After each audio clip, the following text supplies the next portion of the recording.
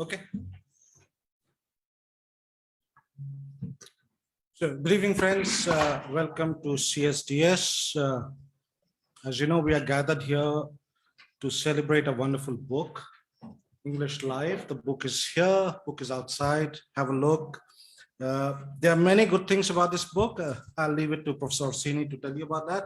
One great thing that I can mention is that 4 of the essays in this book were first published in Hindi before being translated into English. So that's quite rare in our collections, which is usually the other way around.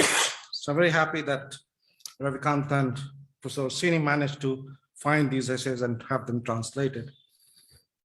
I'm also very happy that both our editors, Francesca and Ravikant, hopefully very soon will be here in person. It's okay to have people on Zoom, but nothing like having you in this room in person, both for the talk and hopefully for the conversations afterwards.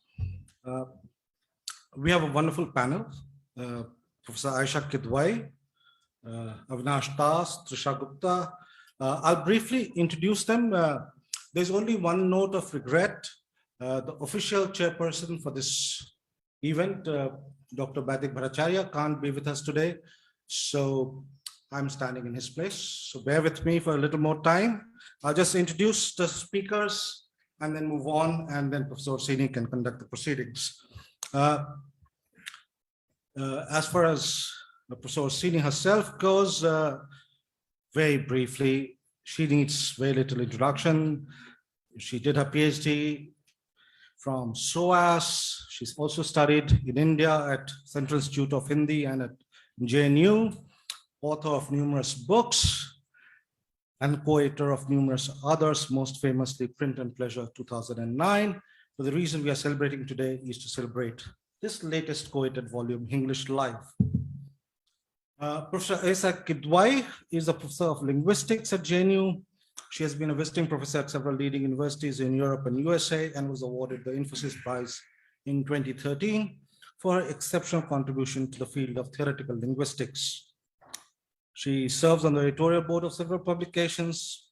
She's the author of several books, not only on linguistics, but a wonderful translator of 2 volumes in Freedom's Shade, which is a translation of Azadi Ki Chhaw Mein, and more recently, Dust of the Caravan. Professor Trisha Gupta, old friend, colleague, now a professor of practice at Jindal School of Communication, Journalism and Communication. She's the historian and anthropologist, did a BA from Stephens, and then went on to do an MA from Cambridge, an MPhil from Columbia University. She has held positions at Time Out Delhi, Tehelka, Biblio, and is currently working on her first non-fiction book. Our final speaker this evening is Avinash old friend, Avinash Kumar, another old friend and colleague, PhD in history from JNU, where he worked on politics of Hindi literature in early 20th century, was a Charles Wallace postdoctoral fellow at SOAS, and has taught at Mahatma Gandhi Hindi University, Wardha. He's also worked earlier with us in collaboration at Sarai program, and since then was working in the field of development, where he worked with Oxfam, WaterAid, and other institutions. At the moment, his last full-time position was as Executive Director of Amnesty International India, and is currently Honorary Fellow at the Center for Equity Studies. So our speakers are there, and the sequence of proceedings would be, I would invite Professor Orsini to speak about the book a little bit for 10, 12, 15 minutes, up to you, followed by Professor Kidwai, and then Trisha and Avinash. After that, we'll take questions. किताब अंग्रेजी में है, सवाल अंग्रेजी या हिंदी जिसमें पूछना चाहें पूछ सकते हैं. Thank you.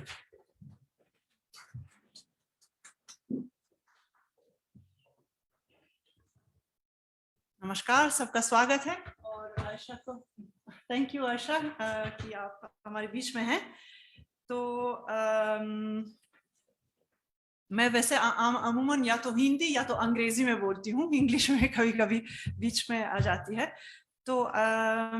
So and Ravikant will be here. So this book, we see this book very much as a kind of continuation of chutneyfying English edited by Rita Kotari and Rupert Snell. And they are, in a way, I think the first books that take the phenomenon of English kind of seriously, and not just take positions about it.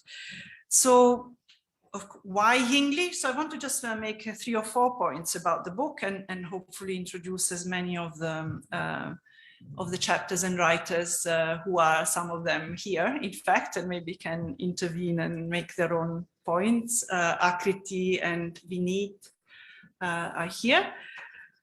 So, of course, language switching and mixed codes are not at all unusual. They're very common or surprising when there are individuals and groups with varying linguistic competence and a kind of very heterogeneous society.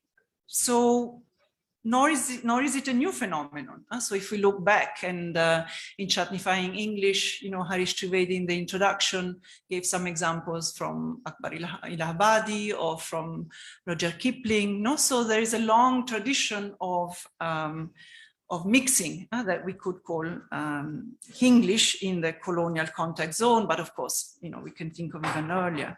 So what's new about it, and why are we talking about it as a new language? Is there a sort of qualitative change, or is it a quantitative change? Just more and more of it, and more of it in a whole range of spaces where perhaps it wasn't so present before. And I think we take in the book Ayesha's definition of English not as a language, but as an umbrella term for a set of vital practices, as she puts it, that are socially and politically significant. So not an umbrella term for a set of practices that are actually quite different, done by different people in different locations and social locations, but also significant that all these different practices have now kind of coalesced under a name, that we give a name English to all of them. And I think what we agree also is that there's been a change from what we say tolerance, so that, English is a part of life. Actually in everyday language a lot, and it's just tolerated, maybe frowned upon, to a clear preference for it, particularly, of course, in advertising, where, as Santosh Desai says, we don't even call it English anymore. Basically, mixing has become the language of advertising, whether visually or linguistically or in terms of scripts and so on. Although, of course, in Hindi, we often hear criticism that there's too much of it. There's too much. Some of it is okay, but too much. And Ravi Raklami, in one of the images of the book, shows an article from, I can't remember which Hindi newspaper, with all the English, if you open it and see, with all the English words sort of circled, and basically it's the whole article. No? So like there's the idea that there's too much of it. And Rohit Prakash's essay, which appeared in Hindi first, is about the Navbharat Times, and the perception that English in Navbharat Times is too much of it. It's like forced. It's not just reproducing a language that is there, but forcing a particular kind of mixture.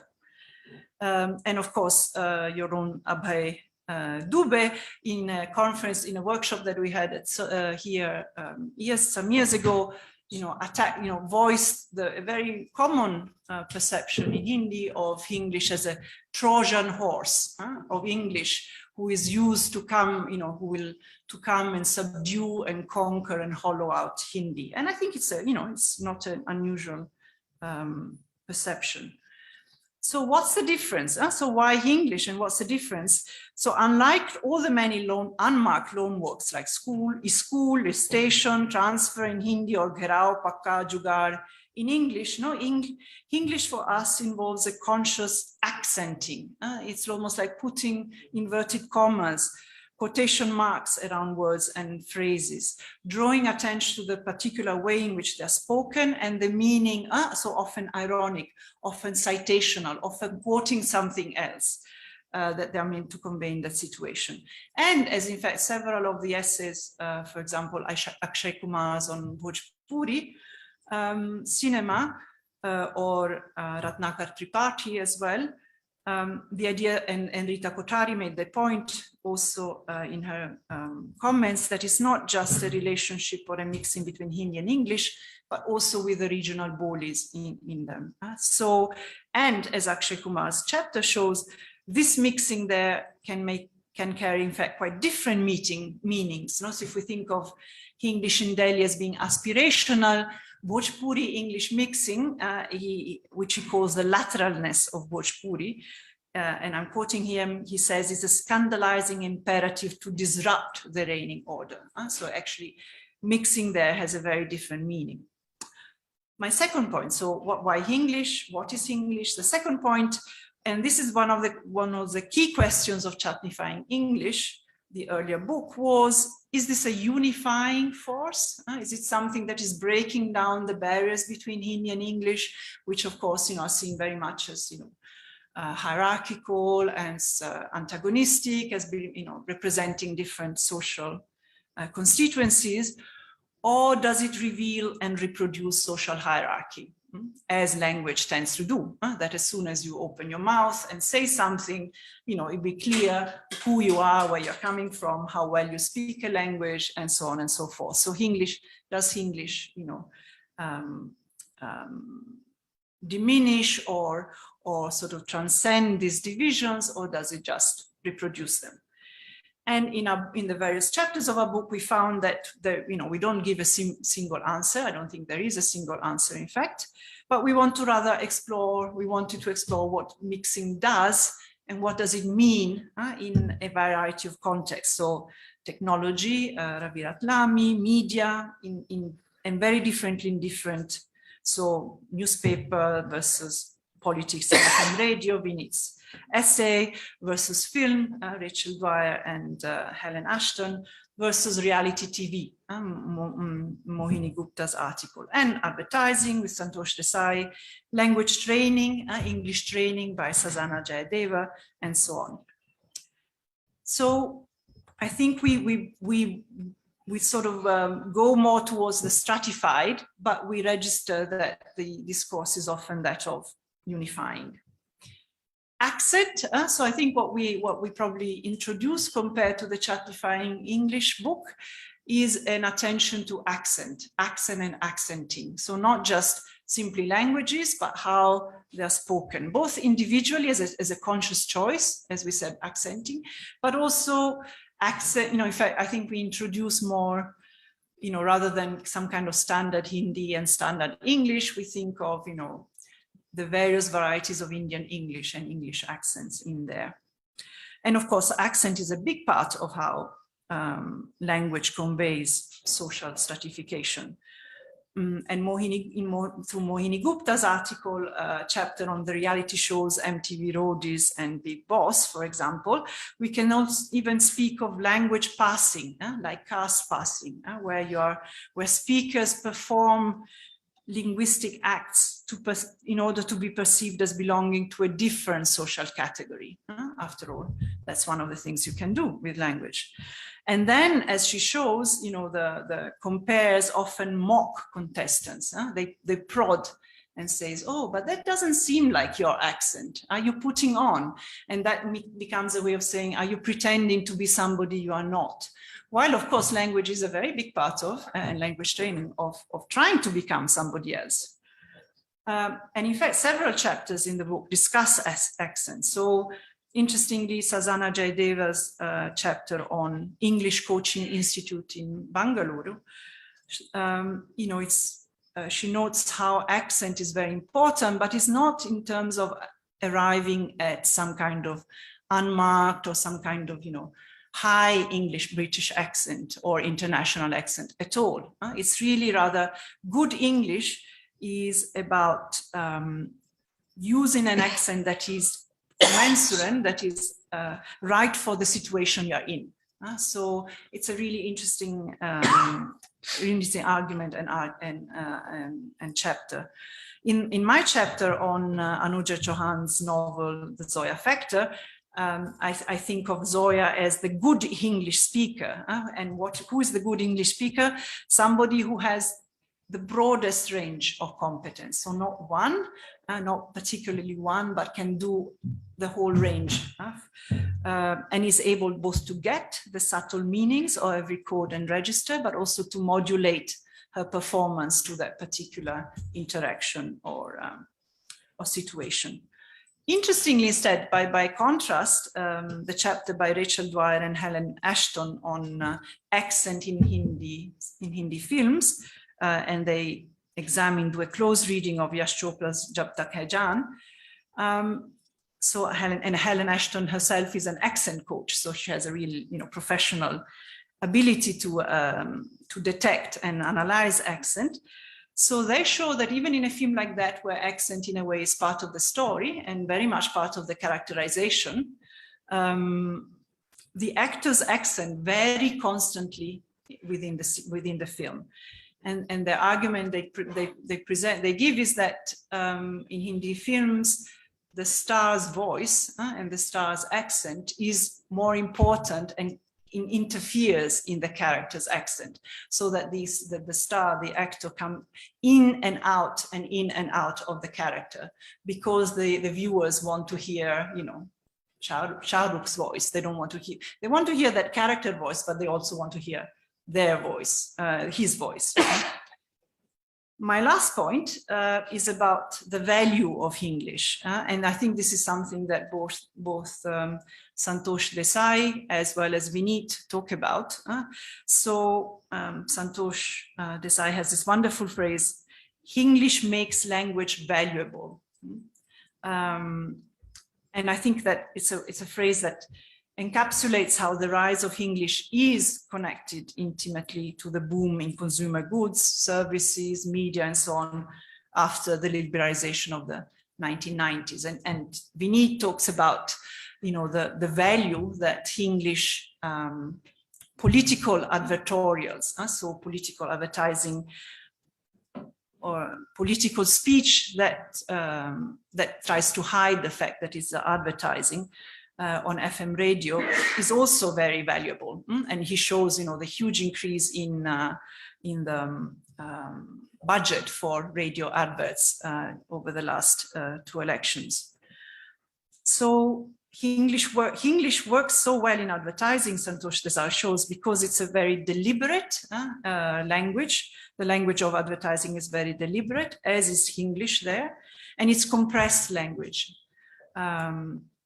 And if Hinglish, and this is another, instead I draw here on Paromita Vohra, who took part in our workshops, she says, if Hinglish itself represents some kind of creative libidinality, meaning it's sort of desire, it has to do with desire, and some kind of creative desire, it seems to me that it seems to us that the financial value of Hinglish lies in the way in which it can, even in Mera Number Kabaiga, or Dil Mange More.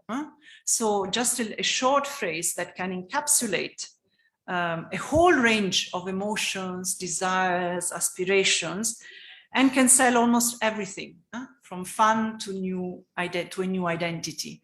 And in fact, Santosh Desai ends up by saying, well, Hinglish now is not used to particularly necessarily to, to speak of or to convey the desire for aspiration or for family or for this or for that, but it's a multi-utility device. It can be used for basically for anything. Sorry, Akriti, I haven't talked about your chapter, but maybe you can talk about your chapter later. So the discourse, and coming back to why we did this project and why we did this book, we wanted to make an intervention in the way in which language is talked about, in India, which is often a very fraught way, about keme. Are you in this kema or in that kema? If you're a Hindi Wali, then you will be against English naturally. Whatever you say is already interpreted in that way, or the opposite. Whereas, of course, a lot of people have, a feet in both or more languages. So it's not. Why should it be necessarily a question about, only hierarchy or only choosing or only climbing up the language ladder and letting the, so-called lower languages drop away? So the discourse around language in India is very fraught, usually, and English, of course, is no exception. So, if you look at English news media, English tends to be, praised very enthusiastically. It's a sort of celebration about, this sort of transcending the boundaries between Hindi and English. Whereas, as I said, in Hindi, voices are often very critical. It's a kind of about an erosion of competence in Hindi and erosion of respect for Hindi and other regional languages. And I think we all share the concern about, if you read Sazana Jaidev or Mohini Gupta's chapters about, language humiliation or the lack of respect for somebody who can be very proficient, but only in, Hindi or Telugu or Kannada or Marathi, is not perceived to be good enough. So we about that, and we are appalled at the idea that some of the speakers in that Sazana talks to, who speak of their Kannada education or their Kannada proficiency as an English handicap.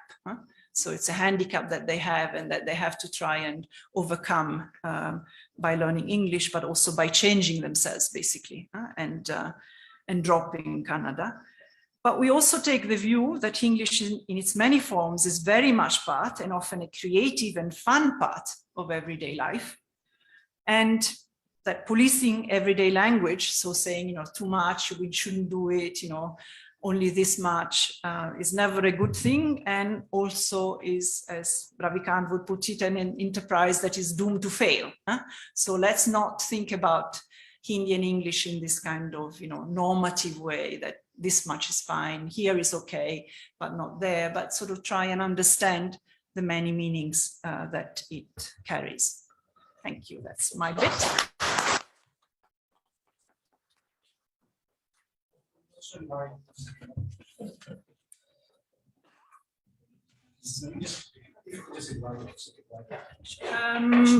Professor Kidwai, can you please? Yeah, sure. Thank you. Thank you, Francesca. And I don't see Ravikant, but so usually when linguists are asked to look at, or when they encounter the writing of people who are not linguists on linguistic phenomena, we're usually quite gloomy and quite sulky, because what we expect to see is some fundamental confusions. We're a small group of people. This is how we feel important, that we have some greater knowledge. But in fact, I think that this book is one of the most important contributions to what linguists should be doing. And it's also an affirmation of the fact that linguists can talk to non-linguists and then be enriched by them. So what this book does, it's a major contribution, I think, to the study of code mixing in a multilingual society and mapping the various meanings, the social meanings that arise of this set of practices. I think the fundamental premise, which is to study the register of code mixing in more public performances of speech than the way that linguists study it, is incredibly invaluable. And what it enables us is to understand multilingual competence at the linguistic level, and to recognize both the limits of theorizing as linguists about it, but also the fact that our social theories are not capacious enough to take what are frequently, as Francesca just presented, contradictions, and to be able to synthesize a whole out of them. Quite embarrassingly for me, since I feature in several essays in the book as the linguist Ayesha Kidwai, which is only a reference to the fact that there was only one linguist interacting with in that workshop, and rather than to any uniqueness. So I think of myself just as the prime number, and when you've only encountered the numeral one. I think that I'd like to just very briefly, because Francesca has ordered me not to speak for more than 10 minutes so that there's plenty of time for discussion. I just want to restrict my comments to what these essays contribute to in as an understanding of linguistics, of English as a social-linguistic, sociological phenomenon. So now linguists are usually much more interested about the questions of what happens in our heads in terms of grammar when you do code switching. So when you switch or you mix languages, that is if you just insert words, or if you mix larger sections of text. We've been more, and so to try and figure out what we call constraints, that when can you insert that word or switch into another language, when is it prescribed? And so we have terms like the free morpheme constraint, the equivalence constraints, etc. And because it is patently obvious, even to linguists, that the only thing that is that what is happening in your head is not the only thing. Social meanings of code mixing, code switching have been typically by linguists treated at the macro level. So what are the societal attitudes to the two constituent languages? So if I switch into English, am I demonstrating social class? And am I adopting a communicative strategy of exclusion or inclusion? Is the switching associated with situation type? That is, not all languages are equal and that remains constant, or is it more metaphorical, etc. Now, for me, what is absolutely fascinating about this book and incredibly insightful is all the essays. Is that what it does is it takes the issue of social meanings to far beyond the basic questions that linguists have asked, and which are then patently doomed to fail because they study one situation type, or they have very rough and ready classification of social phenomena. I think there's at two levels that this is interesting for me, and I'll come to the second, which I think is the question that is not really answered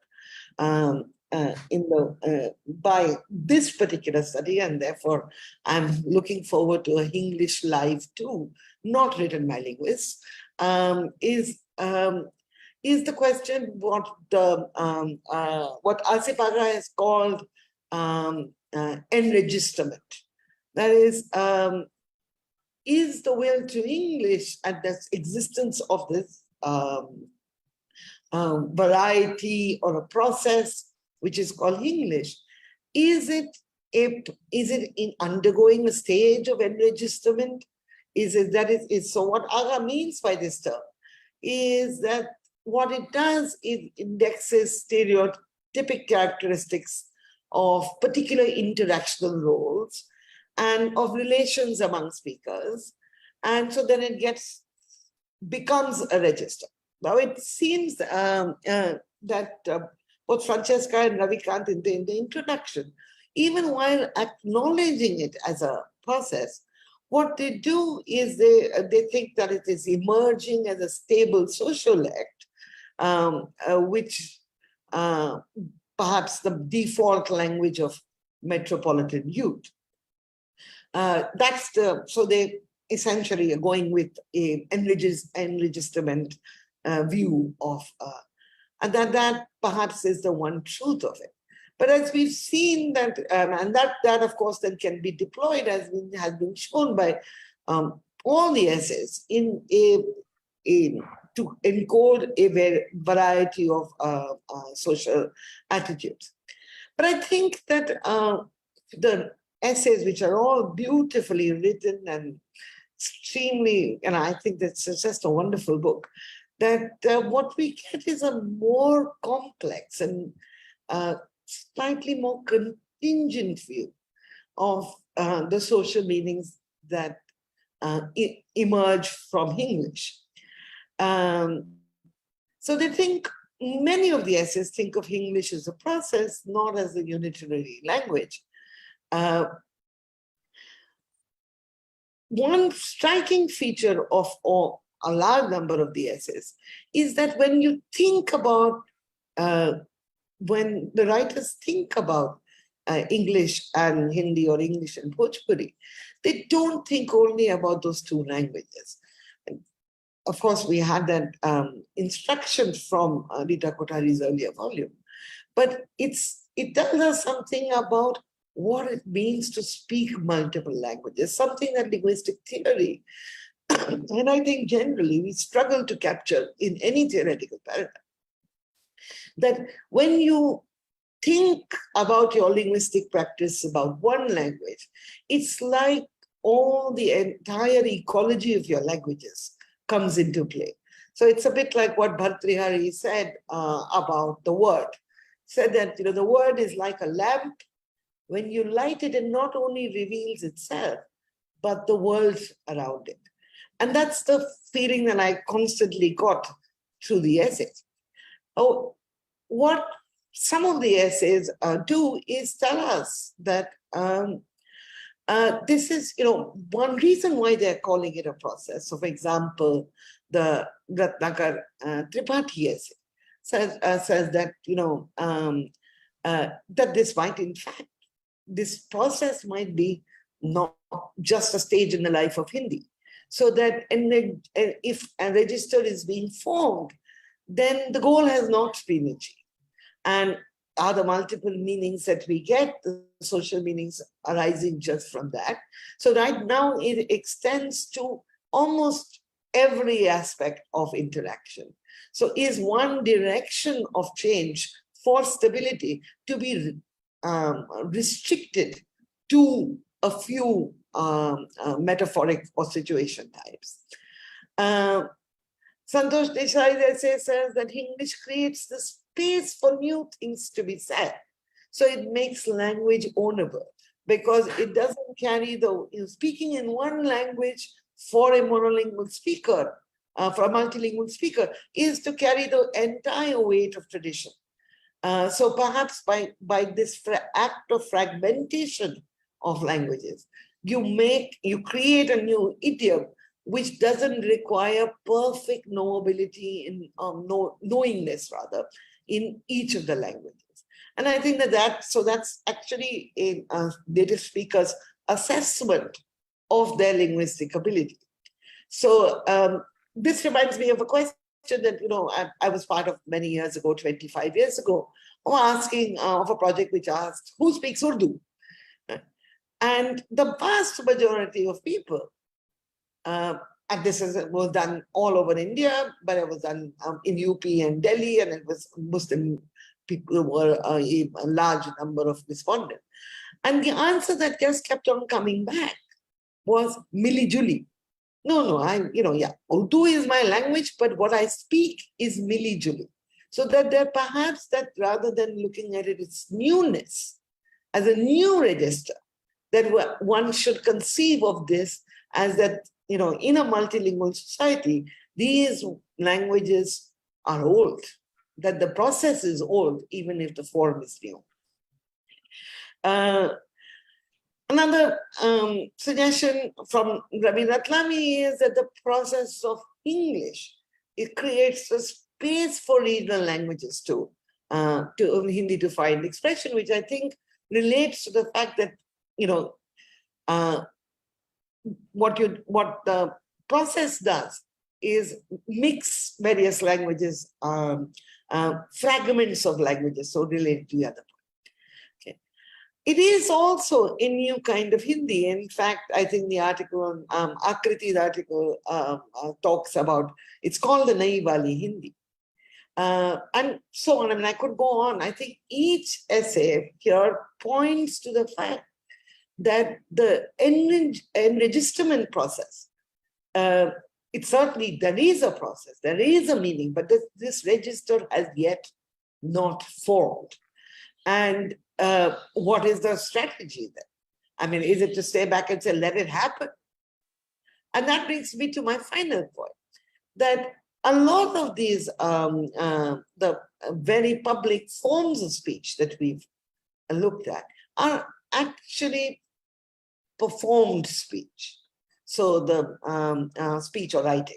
So it is newspapers where we make an aesthetic value judgment about whether it's too much. Bharat Times Hindi is too much, right? Some signages might be too much. But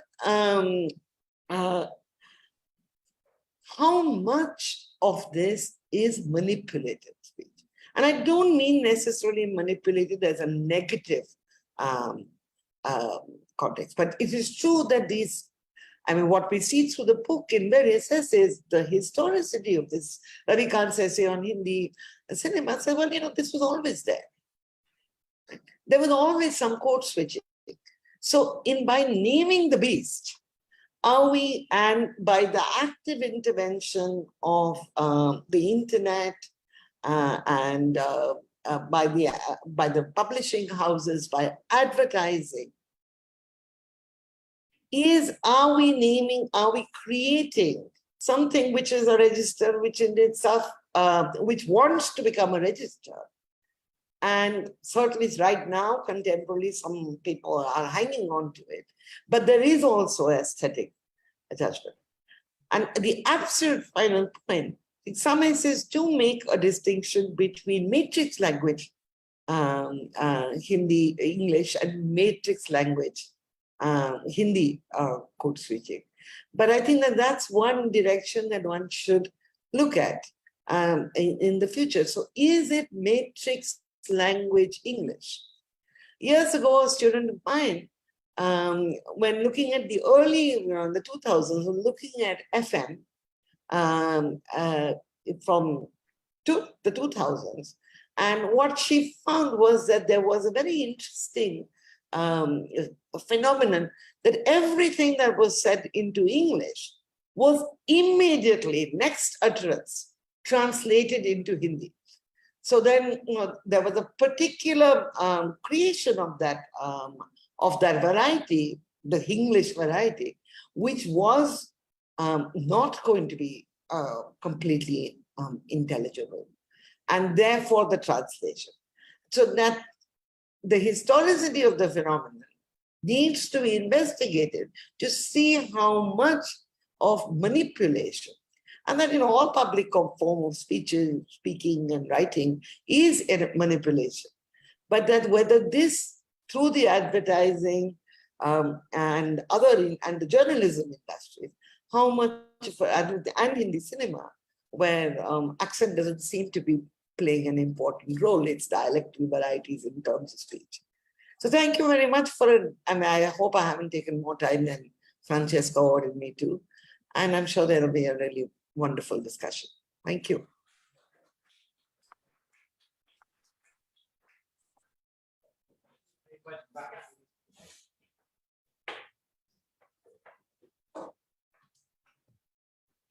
Very much for those comments and praise. As you know, we were very relieved that you liked the book and that we had not made some egregious mistake. So, is it Trisha next? Yes. Yeah. Okay. Am I audible? Yeah. Okay, super. That's a hard act to follow, Ayesha. And I'm sorry that she's not here in the room, because I've been hoping that she would be, just to say hello. I haven't seen her in a long time. And saying hello, I can't see her at the back, so now I'm feeling a bit out of body. Okay. Just to say thank you for having me. It's very nice to be on this side of this desk. I've been on that side a lot. I think I was on that side of it during the Hinglish conference as well, for the 3 or whatever days of it in 2014, is it? And it was great fun.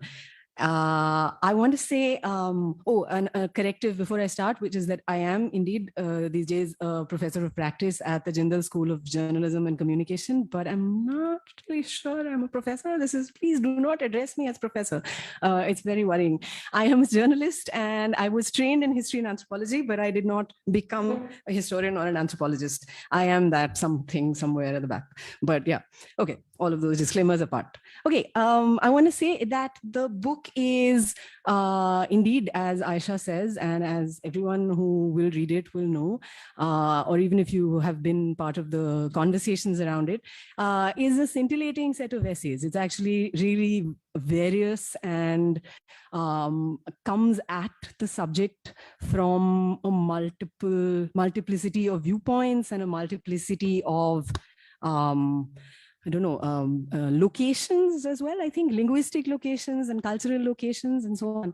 And yet I think that, as Ayesha just said, something that I was thinking a little bit, and I think she of course has put it more articulately than my inchoate sort of thought about this, which is that a lot of the language that is being analyzed in these essays across the board is perhaps performed, and that might be something to think about. I haven't yet, but I'm responding to Ayesha, the fact that we are talking about language on TV, language in cinema, language in advertising, language in the media is probably something to factor into what conclusions we may draw about the language in general, because perhaps people speaking in ordinary life is a little different from how that speaking in ordinary life is represented even in popular culture. And I say this as someone that has spent most of my life working not as an anthropologist of, I mean, whatever, for lack of a better word, the real world, but of looking anthropologically as a critic of popular culture, writing about cinema, writing about books, and writing about language as it is then encapsulated. So I'm putting that there, and then I'm going to go to what notes I did actually make. Forgive me for this. This is going to be a little schematic, and it's going to sort of goes around my own trains of thought as I was reading the book. It does not cover all the essays, and I'm sorry to do this, but I enjoyed all of them actually very much, but this is what is my train of thought. So now, so I want to start by maybe drawing attention to something in Santosh Desai's very enjoyable account of advertising, of the transformation of language, which I think all of us that have grown up in India or were in India or have been in India through the time of sort of pre-liberalization and post-liberalization, we know this. But he talks about in his essay, he sort of provides an account of how the 1980s, when he enters, 1985, I think he says, he enters the world of advertising in India. And he says that it was a totally English-speaking milieu. And he talks about that, how that has shifted and how, you know, so he has some funny stories about the advertising milieu as it was then. He says, for instance, that there were many conversations, because of course the people that were running advertising firms and making advertisements in the English language advertising world, obviously he is talking about at this point, there people assumed that, quote unquote, Gita from Gorakhpur will not understand. This was a kind of a figure of speech, but also an imaginary character that advertising creatives apparently used. And then they went on, however, even if Gita from Gorakhpur doesn't understand, apparently very often, and you might remember this, advertisements went ahead with what he says is the idea of sort of selling a premium product or being associated as with something upmarket. So set a sort of class at the expense of comprehension. He gives an example of the biscuit Marie, which was marketed in the 80s as English Marie, and you know, with a reference to, in the ad, for instance, reference to My Fair Lady, which then, you know, so a conversation around how this may not be understandable to most people, and then it doesn't matter. This is because within the advertising creative room, there weren't any, quote unquote, Gitas from Gorakhpur, and they would just, I don't know, and he talks about how this changes. Of course, he says one second, I'm going to find you a quote, which, one second. Okay, anyway, and of course, all of us know other ads like this. The one that came into my head when I was listening to this was the ultimate sort of, I don't know, embodiment of posh English, with Simi Garewal selling society tea with a line which I used to, I don't know, for some reason love repeating, which was, afternoon tea parties are delightful. I don't know if anyone remembers this, but so it's somehow English Marie brought me back to this. And I thought, well, yeah, there were a lot of such advertisements, completely disconnected from pretty much most people that are going to want even to drink society tea. They're not going to be pouring their tea in the way that Simi Garewal is sort of pouring it in this very beautiful full-on porcelain English looking service, tea service. But anyway, but what Desai then maps for advertising, the opening up of the consumer universe and therefore the creative or production part of that universe, because a market opens up to people who belong in that purely English-speaking elite that until then had controlled advertising. And this is, of course, true. And it's true beyond advertising, in that it is true in the sphere of media and popular culture more generally. But I want to contrast this somehow, what came into my head when I was, it's something that I was reading recently, which is it's a film, actually. I was reading the screenplay. The film was made in the 1980s as well. And in that film, the film is actually Pradeep Krishan's film, in which Annie gives it those ones, which was written, it so happened, by Arundhati Roy. She wrote it in 1988, and it was screened on Doordarshan. And this is not a popular film, and I'm sure that many of you may or may not have seen it. I don't know. I am going to just say that I think it's a little polarizing, the film, even now.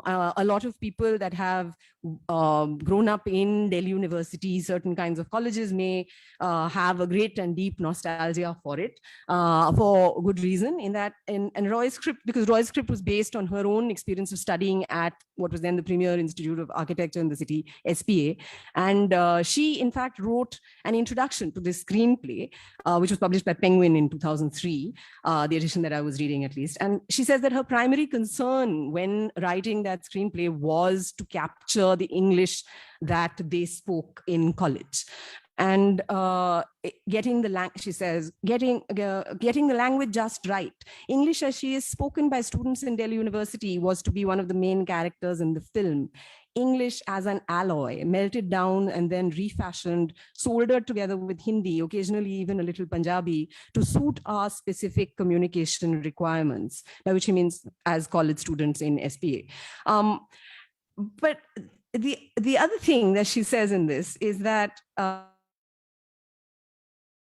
just to give you a flavor of the script and the film, it's full of such lines as, I'm giving you random examples from students in the films.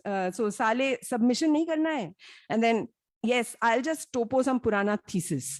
So this kind of language had not appeared on the Hindi film screen, certainly, and there was no Indian English language cinema in the moment that this was created. So it was radically new.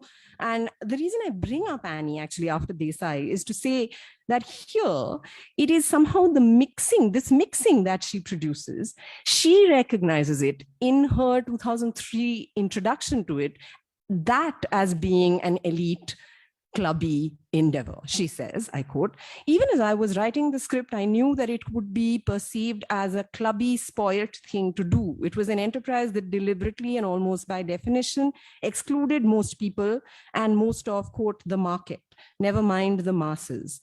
Nevertheless, I found myself completely absorbed and fascinated by the idea of accurately reproducing the idiom and rhythm of the language that I had spent so many years of my life speaking." This is a quote from the introduction. So I wondered, what is going on? If we look at the world of advertising, it seems that bringing the mixing in makes it less clubby. Or if we look at the world of Indian English fiction, For instance, later, where Francesca's wonderful essay on the Anuja Chauhan book, much later, 20 years later, perhaps, Zoya Factor, shows with so much flair that, you know, there is a sense that you're legitimizing, you know, this thing that Desai says, that it's legitimate, that it's making the English speaking and English thinking elite, which would have otherwise felt a little alienated, feel part of the mainstream. But why then does Roy see what she's doing as clubby? She doesn't see it as being entering the mainstream. Is it just that she's doing this so early, there is no mainstream, she is doing this all on her own? Or is it, I mean, and these are questions I had about, maybe perhaps any other people would like to answer. Maybe for me, the answer lies, as always, anything to do with Hindi and English, in the details. Because it seems that bilinguality of the sort that is shown or depicted in the world in which Annie gives it those ones is filled with people speaking, yes, mixtures of Hindi and English, but there are different locations within that universe. And some of them are English matrix speakers of Hindi, and some of them are Hindi matrix speakers of some English. And that itself is enough, apparently, to signal to us who is cool and who is not cool. I mean, very much like Zoya Factor later, but this is really early, and it is. So, for instance, you know, and the screenplay makes it very clear. So Arundhati Roy, I think, is cognizant of the fact that she's making it very clear who's cool and who's not. So a character called Lekha, who everybody wants to refer to, I mean, the cool people want to call her Lakes, which they tell us she doesn't like. So Lekha, who is Lakes, says, for instance, "Hi sir, I'm so confused, pata nahi kuch samajh mein nahi aa raha." And Samaj is written in the script as Summudge. So to pronounce it, you know, like, so Roy is really like pedantic about the pronunciation of the accent of the English of the Hindi speaker now. So all of this is going on. And there is, however, there are other people, and Arjun and Radha. Radha is played in the film by Arundhati Roy herself, and she is, of course, the heroine, and this Arjun is her boyfriend. And they can sort of, in contrast to Lakes or Lekha, they can compose bilingual sentences that contain linguistic jokes, and they contain accents, they contain mockery of you know, certain kinds of pronunciations, and they also contain mockery of high registers of not just Hindi but of English. So, for instance, you know, there's a whole section where there's somebody who is being mocked here. Who says, so there, Arjun says, "But my dear girl, this is grotesque." And this is supposed to be how that person says grotesque, right? And it's funny, but it's, yeah, it's a bit much, yeah. And then it goes on, and or for instance, Radha says at some point, "No, but you see, this is the representation of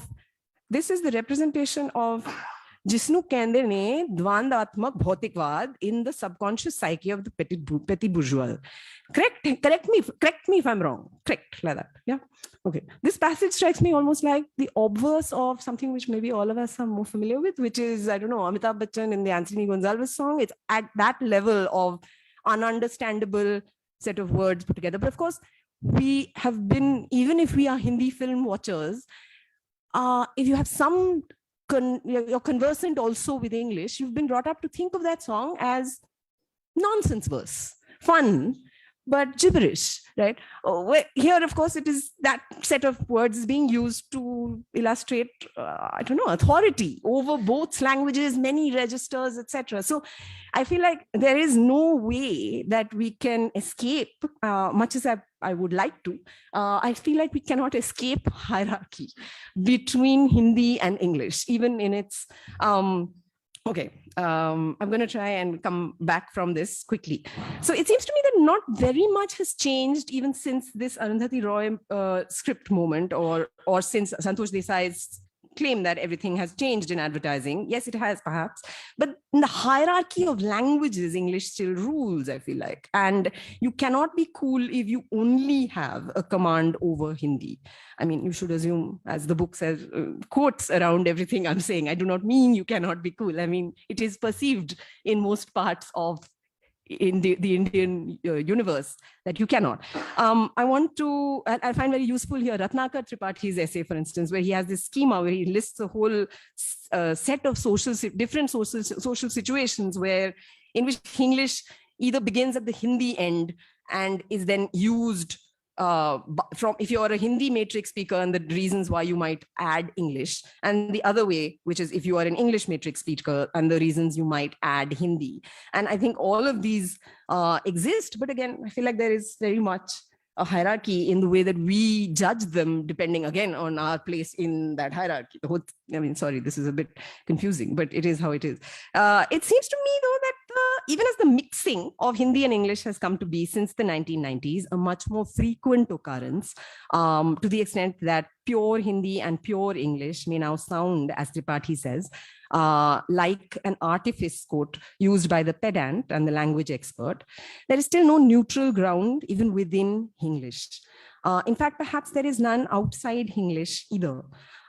Pure Hindi, as for instance, Mohini Gupta's essay, which is a lovely essay, a revealing and quite scary essay on reality television, that shows that even in that, the pure language, whether, if you speak correct Hindi is fine, but if you speak actually Hindi with no English words and with words that the hosts decide are old-fashioned, then that too is a problem. That too is uncool.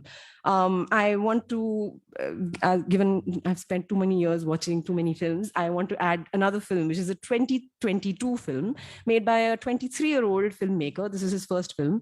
I don't know if this film is yet around. It's going to come to film festivals. It's called Ko Aham, and it's based on a novel, which is apparently a celebrated Hindi novel, which I haven't read, by Ashok Jamnani.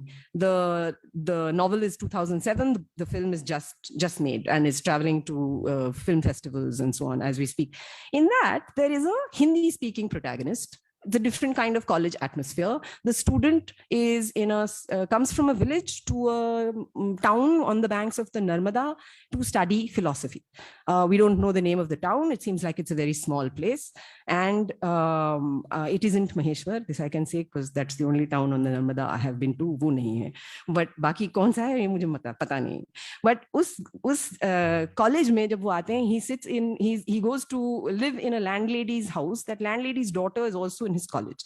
Two conversations take place on the first day of college. The first is that the landlady's daughter, who is kind of, I guess she's a senior or something, she says to him something, and he says in answer, "Ji." Hindi mein film hai, sab Hindi mein bol rahe. And so she laughs a lot and she says, "Ji to mat bolo, at least you can say okay." So this is the first thing. And then the next morning on the way to class, they meet this kind of the cool friend of of the landlady's daughter, who is a man. And he says, he asks our protagonist something. Our protagonist, by the way, is called Bhavitavya, which should tell you something. And he's introduced and he says something. He answers about, I forget, I haven't taken notes on when I was watching the film, which is a month ago. He says some things which involve the words chintan, vichalit, is tarah ki kuch cheezein wo kehte hain. And immediately the boy that he has been introduced to, the college student, says to Bhavitavya, आप क्या हमेशा ही इस तरह से संस्कृत में बात करते हैं? So it's not quite ragging, but it could have been, and because it is prevented, because Bhavitavya, our hero, responds in English. He says, "I can handle English as well." And this is literally the only sentence he speaks in English in the entire film.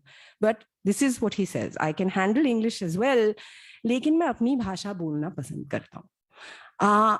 This may be slight paraphrase, but this is more or less what he says. So mocking male college mate at this point shakes his hand and says, "आप तो बहुत दिलचस्प आदमी लगते हैं," वगैरह, and from now दोस्ती पक्की, whatever, and that goes on. So I just wanted to say that the need to know English has now reached an unnamed small town college campus in what is perhaps somewhere in Madhya Pradesh. And you can choose not to pepper your Hindi with English words in this Hindi Pradhan universe, which is a very upper caste one. I just want to say that this philosophy professor and the student and everybody, बहुत बार बोला जाता है कि लोग सब ब्राह्मण हैं in the film. They are all happy to teach. The professor, for instance, is very happy to teach this very serious student in Hindi. He's teaching complicated philosophical debates in Hindi. But the student needs to establish coolness on that campus by saying that he can handle English, saying that in English. And also the professor, his coolness is established for us in the sphere of that universe, of that film's universe, by the fact that he has international philosophy conference to send papers to. No other professors seem to have that. So I feel like, okay, I really will end. Okay, so I think there is a hierarchy in the world that we cannot get away from, perhaps. The second thing I wanted to bring in was just very, very quickly, I will do this, is to Ravikant. Are you here? Oh, you're here. Oh, yeah, super. Okay, I'm going to disagree very slightly with one of the things that you say at the end of your very fun account of Hinglish-Stani cinema, which all of you should read. It's great fun. As always, Ravikant has the best examples of various things, and including, I don't know, many references to dictionaries, which are just astonishing. But yeah, having given us many examples of song lyrics and film titles and actual dialogues from what is accurately now, I think, called Bollywood and no longer called Hindi cinema, he says, Ravikant, that the patriotic consensus against English has withered away. And I just wanted to ask, I don't know whether this is true. I feel as if we are in a world in which we do have a very strong political impetus that seems to be pushing for Hindi, at least every Hindi Divas, if not at other inopportune and opportune moments. And I'm not sure about this. The other thing, perhaps maybe the old knee-jerk patriotic reaction to the use of English has changed in form. But I want to draw attention here to, say, for instance, I want to pit maybe Akriti Madhwani's wonderful article on Hindi publishing and Hindi Yug, the publisher, and Divya Prakash Dubey's books and TED Talks against this conclusion that Ravikant seems to be suggesting. Please forgive me if this is not true, but yeah. Dubey's novels, okay, I'll leave the side thing out. But basically, I feel like there is a point about patriotism that seems to emerge from Madhwani's essay, where his calls for Hindi to be seen as cool, or for people to put their money where their mouth is and buy books in Hindi as Matrabhasha. I think those are very much about claiming this Nayi Wali Hindi, which contains a much larger proportion of English words than would be allowed 20 years ago, but it's still claimed as Hindi. It is performed as Hindi. It is published as Hindi. And I feel like in that the non-pure has been allowed in. And so perhaps the change that has happened is that the non-pure language is allowed and can be claimed to be patriotic. I don't think the patriotic consensus against English is gone, but it's as if English is invisible inside Hindi. Okay, I'll leave it here.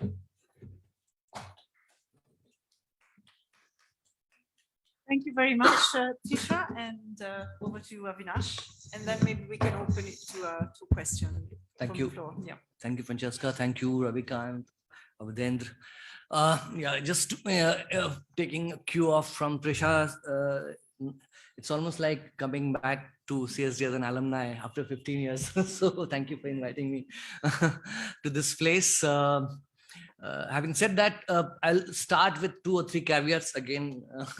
The way Trisha started, one, of course, this is coming not as an academic reader of, because I have not been into academics for many years now, but as someone who's had a lot of interest in variations of Hindis, and many of the Hindis which I was not aware at that time that they were actually variations of English, and which while actually coming across, I reading through the essays of this book, which incidentally again I have not written complete, so apologies for that. Also, I've read about 8-10 essays, and I'm using that, and probably while I go and speak about what I carried from this, they may not be direct references to many of the essays which I have read, but they'll be direct. Or I'm sure those who authors would probably get their resonance from what I'm trying to say. Now, I want to start with this brief, small, very well-read, recited poem by Raghuveer Sahai. देखो शाम घर जाते बाप के कंधे पर बच्चे की ऊब देखो, उसको तुम्हारी अंग्रेजी नहीं कह सकती और मेरी हिंदी भी कह नहीं पाएगी अगले साल. I think that anxiety of where the language is taking us, and I think English has to be rooted in that context, the entire debate and discussion. I think this book marvelously illustrates that, and I think that was one of my key takeaways. How is that anxiety of inadequacy of Hindi and not being able to speak to a whole range of concerns, including about that boredom of a child, जिसको हिंदी में अंग्रेजी की तरह बोरियत बोलते हैं. किसी ने जिक्र भी किया, I think somebody has mentioned that in the बोरियत, Indianized, Hindiized word. I think that is the point of departure for us, and for me at least in this language, in this book. I think that is very important.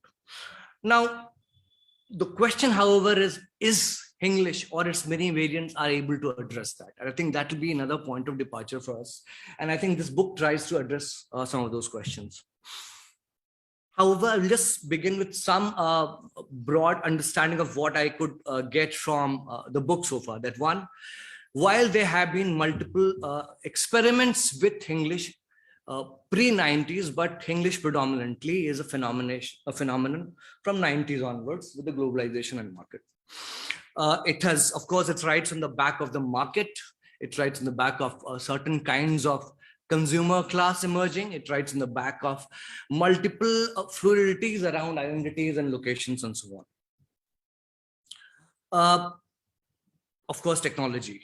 It also, one of the things which struck me about the book was, and I want to actually talk about that, is the fun element, which is constantly referred to, or in some ways it is, so just let me, the very first line of acknowledgement from the editors is, as can be expected, a project on English was a lot of fun.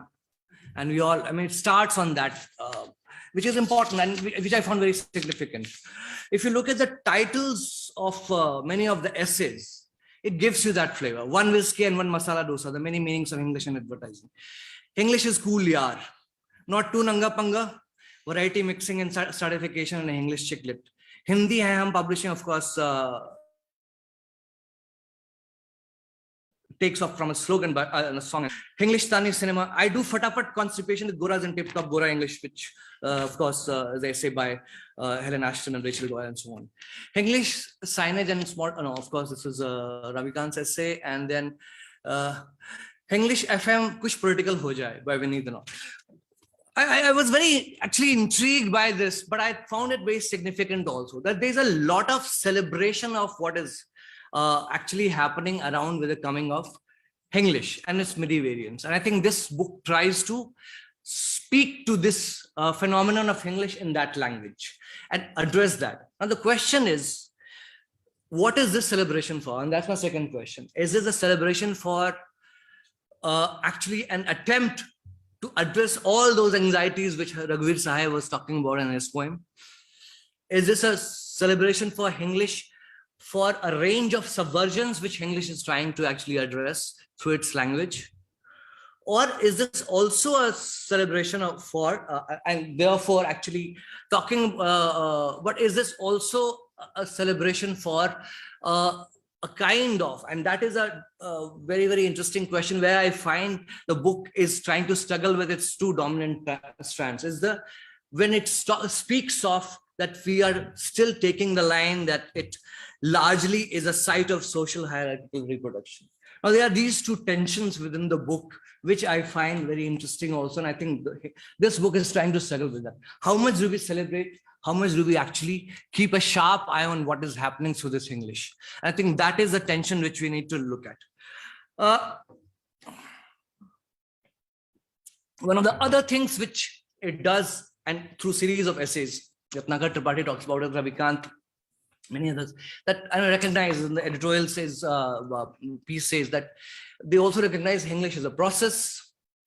and this is process in the making. I'll come back to that point later in my point. And very much they allude to, therefore, it's almost like Hindustani. What Hindustani was at a certain historical phase. Of course, Ravikant talks about that in the sense that, it had a different legacy of trying to build on Urdu and Hindi syntax together. Today, it's English and so on. It reminded me immediately of my own, some of my own, when I was a researcher of Hindi 20 years ago. Mahavir Prasad Dwivedi's one quote, which is very interesting, which he had written in one of his editorials, that about this whole Hindustani debate, that Hindustani वो भाषा है जिसमें अहिंदी भाषी प्रदेश के लोग एक दूसरे से बात करते हैं या साहब लोग अपने नौकरों से बातचीत करते हैं. हिंदुस्तानी हिंदी की जगह नहीं ले सकती. हिंदी उस जगह को लेगी जो कि राष्ट्रभाषा का दर्जा प्राप्त करे, और राष्ट्रभाषा का दर्जा, आई एम पैराफ्रेजिंग हिम, उसी को दिया जा सकता है जो कल्चर, संस्कृति की भाषा है, हमारी विराट ऐतिहासिक सांस्कृतिक संपदा की भाषा है. Now there's a clear demarcation in the process of the way Mahavir Prasad Dwivedi very clearly recognizes that you may be speaking what later on gets spoken as chutneyfied language or English and so on and so forth, but that is not the language of power or even prestige and so on. So therefore, you have to build, and there is that tension which I guess is something which we need to recognize even today. And this is what one of the interesting continuing discussion between so-called Hindi and what we know as Hindi and the variations of English is representing before us. And I think this is an important point to recognize. And which is obviously based on a certain notion of power actually. Then where is the power? And I think therefore, one of the key questions for me through reading this book was also that how the question of power is being constantly negotiated or questioned and so on. Having said that, there are two elements on which I would like to take my own, and many of the scholars have talked about it, but it's basically, you can say that it's nostalgia, as I mentioned, the beginning of my own journeys around various forms of Hindi, is that to understand and recognize the prehistories of English. And I think very important. What are those? And they're not, and while some of the authors have talked about prehistory of English are in the space of college, law, judiciary, professional spaces, etc., etc. I think we need to go deeper than that. And that's one of my understanding of this, which is local. What are the local prehistories of English? What are the literary prehistory? I think Ravikant, since you're here, and many other people have talked about that in their essays also, but I would still want us to dig deeper on that. What is the state and not colonial, post-colonial, pre-90s state contribution? And this is an interesting point for me, which while talking to some of the friends, I was reflecting, I think I will just try and talk about, and what are the different multi-regional contributions to English, which of course forms the basis of Santosh Desai and so on and so forth, but those are very important. Now, let's take local antecedents of English. 1990 is seen as for this book also, for many of our sociological analysis of what happened to India, is seen as the key breakpoint, so to speak, of what happens to India afterwards. March 1990, I just Googled and I was surprised to find, because I remembered the essay, I didn't know when it was published. And while reading this, I was doing some Nabhar Times produced this very famous short column piece by Sharad Joshi. मैं बिहार जाके nervous आ गया. It's a very celebrated short column. And this was just before the globalization was beginning. Now, just a paragraph from there, and I Googled it, I found it also on. So just a paragraph. तब इत्मीनान दिलाते हुए उस कुली ने मुझसे कहा, आप इतना नर्वस क्यों हो रहे हैं? नर्वस शब्द, नर्वस हो वहां की बोली में समा जाएगा, मैंने सोचा ना था. जब मैंने किस्सा पटना में एक सज्जन को सुनाया तो उन्हें आश्चर्य नहीं हुआ. तो बोले आप नर्वसाए रहे होंगे, तभी कुली ने देख कर कहा होगा. यह सुन अंग्रेजी के सुरक्षित भविष्य को लेकर मेरे मन में कोई संदेह नहीं रह गया. I mean, I'm just talking about one, and this is not just to cite one odd instance. Many of us are Biharis here, many of us are not, but not just question of Biharis. You would know how the English is Hindiized, so to speak, pre-90s, very as part of your local lexicon. And that is some of the essays Ratnakar and Tripathi and all also have referred. So it's not just incidental usage of one or two words here, completely actually indigenized, so to speak. You know, much later I went to Gujarat, and one of my first meetings when I was traveling as part of my professional work, I was traveling to Gujarat and I was working there. And in one of the conversations, one person introducing himself said, "My papa off ho gaye the, uske baad main aaya." And it struck me. I mean, it took me 2 minutes to realize what did he mean. And then I realized, "Papa off ho gaye the" is not just actually used in a certain professional, or he was trying to explain it to me. It was used as a widely prevalent phrase across Gujarat and rural, urban, all across. So it was part of the Gujarati language. So, "Papa off ho gaye the." Husband shant ho gaye the. This I heard in Maharashtra. Mere husband shant ho gaye. Husband, of course, now shant is not off. The point is, these interplay of localization are happening at many levels, and we need to kind of recognize, and probably there's a need to dig deeper also into it, that where is that coming from?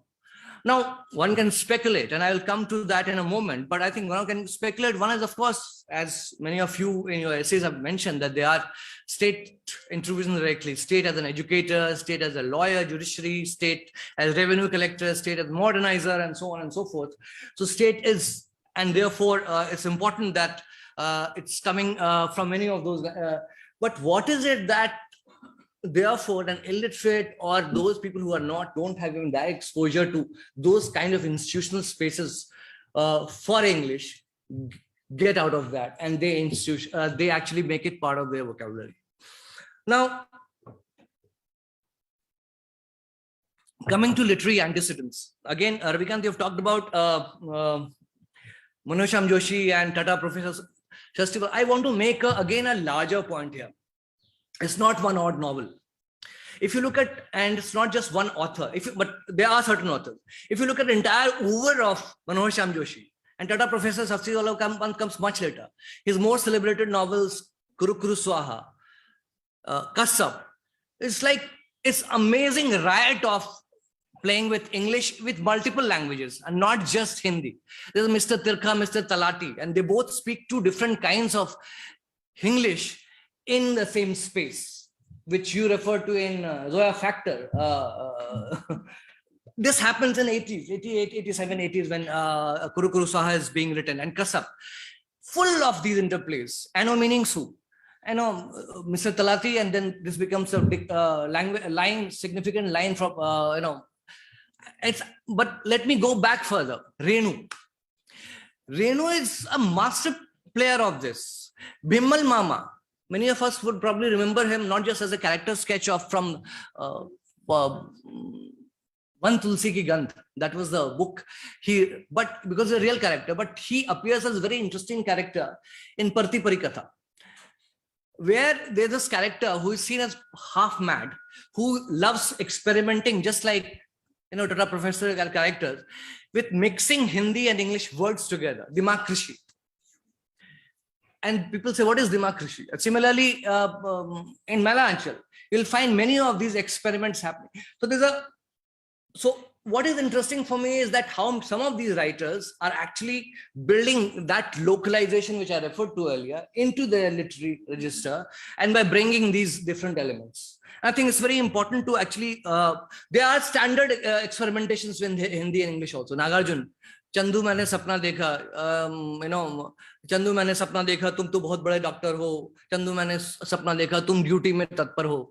And it's a standard, way of using English, but many of these people I'm talking about are coming from certain roots, local roots of English, so to speak, and then they are experimenting with that in their literary writings and so on. I think that needs to be, by the way, not only in this, and this is one of my favorite areas where I have always been I grew up as as I said, a reader of multiple versions of English, and one of the most popular exposure to English for me in 70s and 80s was Pulp Fiction. It's not a one or two instances here and there. If you read of Pulp Fiction, Colonel Ranjit, Ranu, Gulshan Nanda, Surendra Mohan Pathak, who is still alive and very much writing, and not only once again writing with their own certain experimental English, but local. 65 Lakh Ki Dakaiti is one of his most celebrated novels.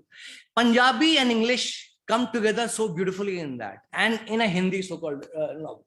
So these, and there's a, I still remember, some random novels I recall, there's a character who says, there's a yani ki great garbadation. Now, there these, and it's not just happening once or twice and in one or two language, odd novels. It's the major, and that is another exposure to English in a very popularized way. Whoever was reading popular literature, pulp fiction of, from at least from 70s, 80s onwards, I can tell. I don't know about before that and so on. So I think my point is that we need to dig more deeper into these prehistories. And I think I would really urge us, because there is very interesting, lot of material there, how that, because the journey doesn't stop there. Sorry. What happens is, and incidentally, one more, I have not read Tuparson's book, though I've read about it. I'm sure he must have, because he uses Chutney English, Sundar Popo and others. I don't know whether he's talked about that or not. There's an international dimension to localization of Hindi and English. Fulori Bina Chutney Kaise Bani was not written and sung by an Hindi wala in India. It was written by a Trinidadian and sung and made popular. Sundar Popo, and which became the famous genre of chutney music actually, and that's where sorry, yeah, exactly. So I mean, there are many of these I'm sorry, I have my notes like a typical digital age wala here, so not in. So I think what we need to sort of recognize is that localization has these prehistories of English, has these prehistories.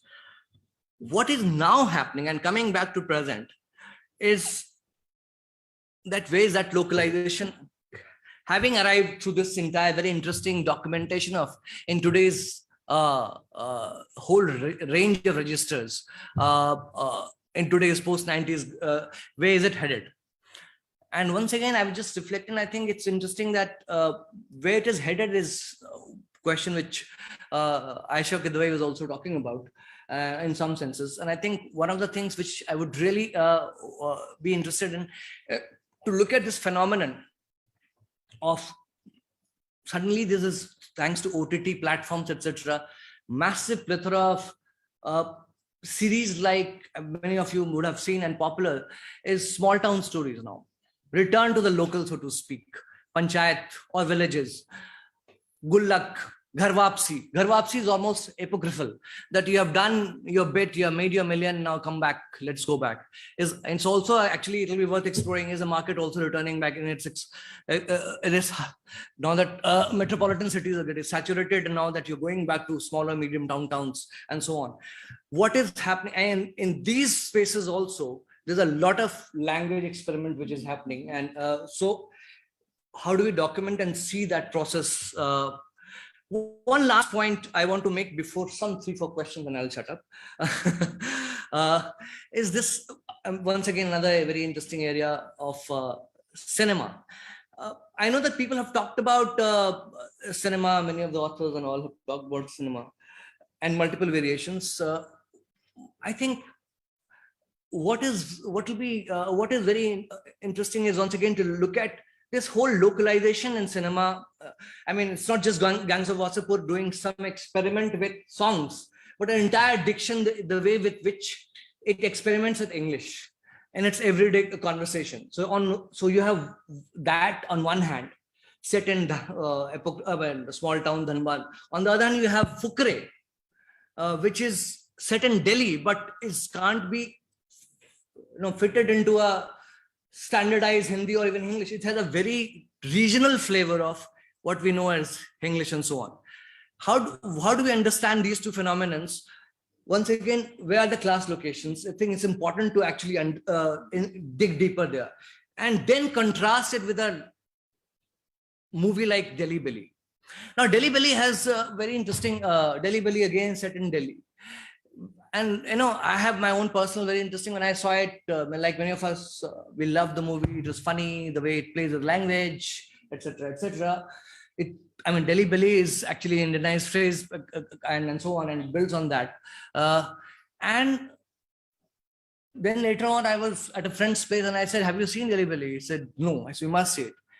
And switched it on, and I was stuck. I was shocked because the language very different. I said, what happened? I mean, this is not that language I had seen when I had gone to cinema hall. So I looked at it and I said, then it was shown that this is the Hindi version of Delhi Belly. So when I had seen Delhi Belly in the cinema hall, I had not even realized that it was actually so-called English version of Delhi Belly. I think we need to recognize this, that where is it that fluidity is coming from, is that, and I think that is important from certain class location, which you are talking about in Zoya factor, but I think it's not just about class location, but I think what Trisha was talking about, reproduction of those hierarchies very clearly through those class values, where while you have a whole palette of different variations of English, you're privileging the entire world around you through a certain kind of class language and class-driven lens. That brings me to this point that, and I want to then therefore touch upon this point made by Akriti in her paper. And I think it's important to recognize that, just a minute. Yeah, and I'll just find up here, so sorry. To recognize is the fact that there are certain versions of English. While we can be celebrating a whole range of diversity, subversions, attempts at subversions and all, but there are also certain attempts at homogenization of language at a time when there's a larger flux of politics happening, which is talking for larger cultural homogenization, larger nationalization of cultural traditions and so on. In that context, what is this? What are these different visions of English we're talking about? Are they addressing those? I think that will be, I think Akriti's paper talks about and hints about that even English, of certain variants of English, in the attempt to actually take over the larger space of entire new language, are talking about certain, not just certain market-driven aspirations, but they are talking about certain idea of nation. Certain idea of nation, culture, and homogeneity. And I think that is very critical point for me. Finally, the last point, and I think that's where I want to. So one of the last things I said, multi-regional variations. Again, way back in 90s when I used to be a student in JNU, one of the, I remember, and this suddenly reminded me, two actually. One, post-colonial state, very briefly, cricket, and I think somebody has referred to it. But the cricket, why? Because it was not for Hindi walas that they learned English because of that, but because non-English, non-Hindi walas who learned Hindi because of that. And then many of the anecdotes you'll see. Ball टप्पा खाकर off stump से बाहर गई, एक single लेने की कोई गुंजाइश नहीं. No, Sushil Doshi in his prime speaking that language and so on. And you are absorbing a certain kind of language which is accessible to you by using Hindi syntax, but a lot of, and this is a state which is through its All India Radio, which is actually telling you that this is the version of Hindi which you can also accept. And finally, and just, I'm so sorry about this, is the fact that, therefore, are we reaching a stage where, and I think with the coming of OTT, greater exposure, etc., it's not just, and if you look at all the social media platforms, it's not just Hindi. I think a lot of people have talked about it. The Tamil has its own interaction with English. Telugu is doing, all languages are interacting in English and creating mixed languages. My sense is that, is this going to stop there? Is this going to be evolution of a last level of, not last, but another level of language, where multiple of these multilingualities, multiple languages, are not just Hindi and English exposure, but many of these regional languages are going to create the next level of interface for them. I'll stop here. Thank you. I'm so sorry about taking this. Thank you very much. I think we want to open to questions, no, rather than trying to answer. You've been listening very patiently. So, Eventually, when the Trump response. right. I mean, I can do it now, but I think probably, do you want me to do it now? Or should I wait and see if there are questions? No? Yes, yeah. Or comments. Right? Hello.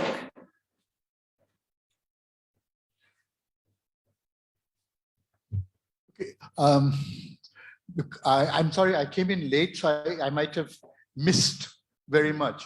But in what I have heard, I find two notions which are both at play, and there seems to me that they both, as they were, both embody complexities and are in contradiction with each other, or at least in tension with each other. One is the notion of hierarchy, and the other is the notion of subversion.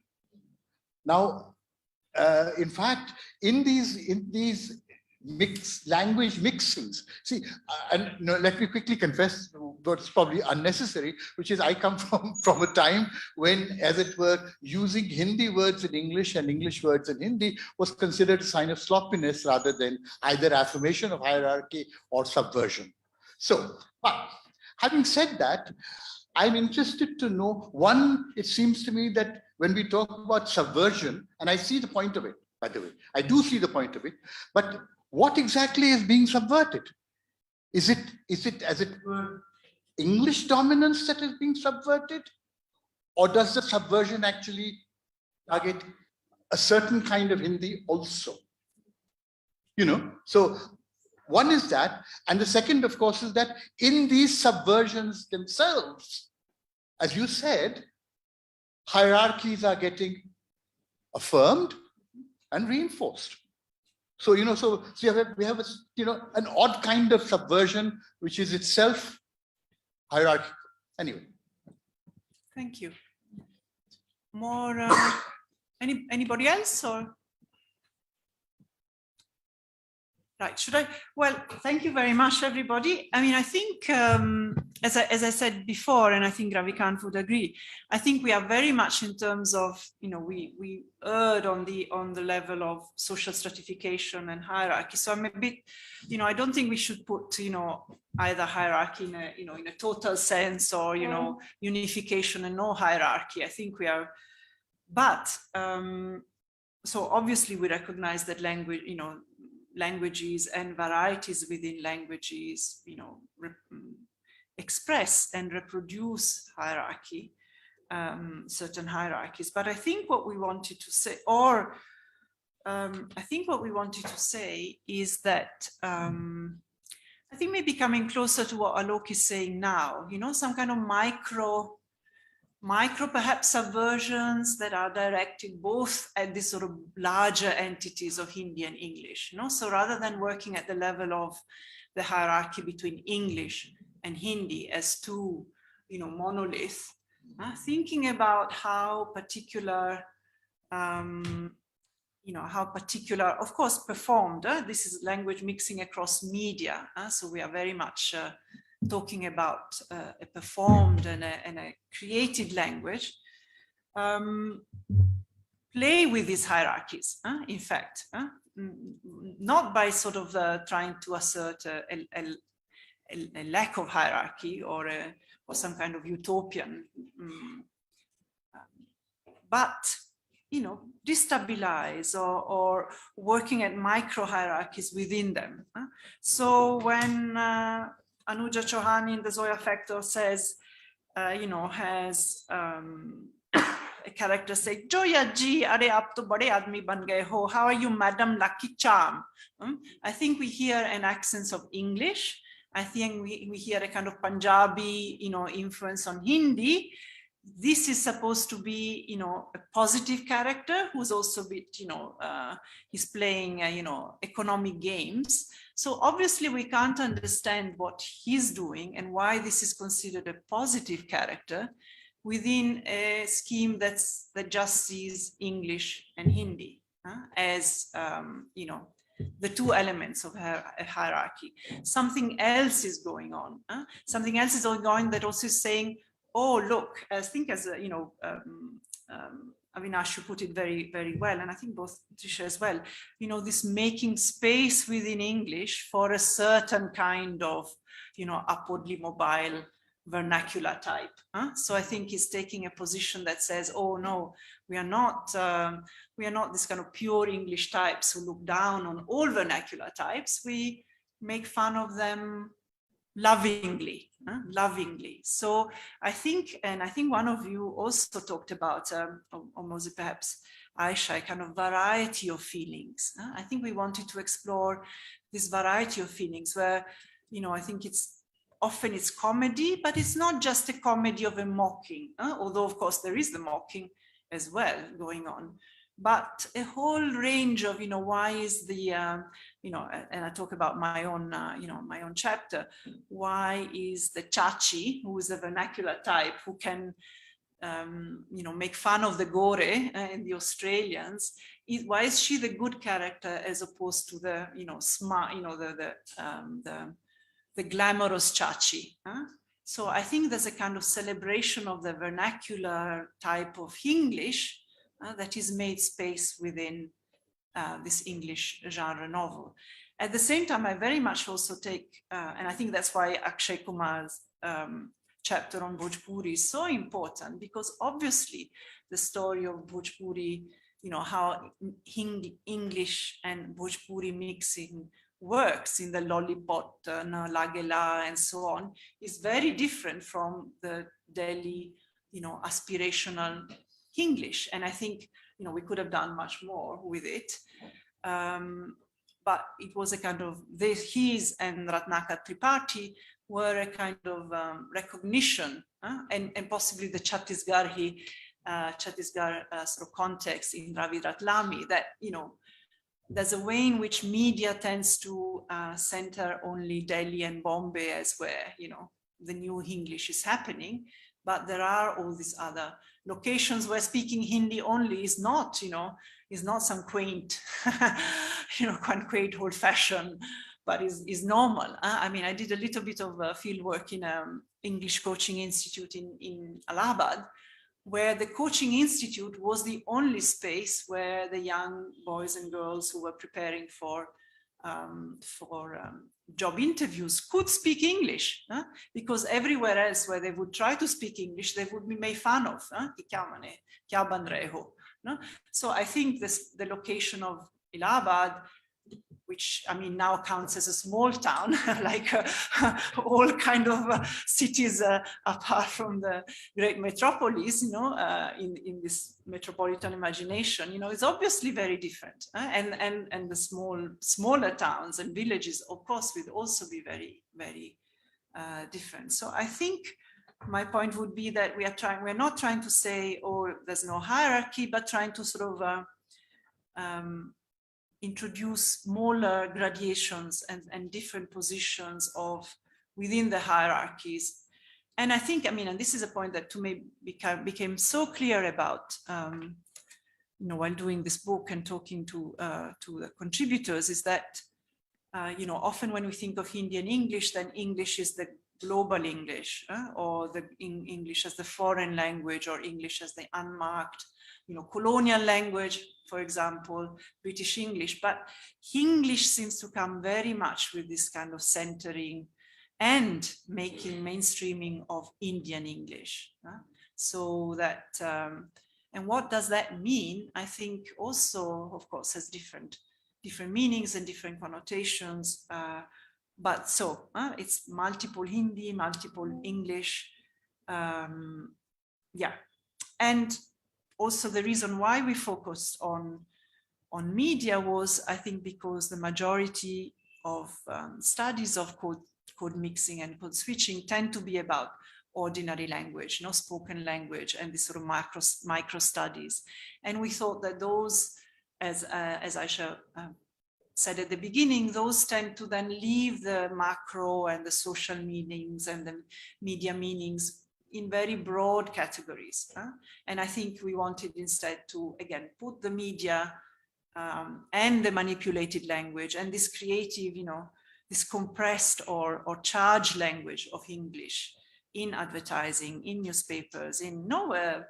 As Vinit says, English in FM is not the natural, the spontaneous English. It's continuously pushed for. Why is it continuously pushed for? No, let's try to have more English. What does that mean? And so these were all the questions that we had, and we tried to explore in the book without, again, just saying, oh, English in media has this meaning, but trying to do more the micro studies, to which, of course, much more can be can and should be added. And I particularly like the idea of, where is this leading to? But, the anxiety, and I think, Rohit Prakash's article and Ratnaka Tripathi are very much about the anxiety, the Hingli anxiety. We also had in the workshops, the anxiety of the teachers. I mean, it's all very well celebrating English as a unifying force, but what happens to children or college students who cannot write a sentence in one language without putting words in another one in the other language? Is this something to be celebrated, or is this something to be worried about? So I definitely, I think